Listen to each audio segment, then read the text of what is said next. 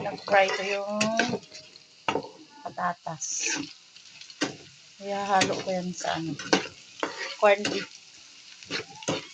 Yan guys. Pabasan natin ng konting oil kasi parang dami guys.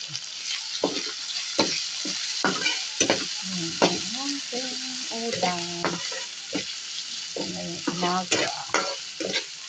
Ulam ng umaga at saka tanghalian yan guys. Corn beef with patatas.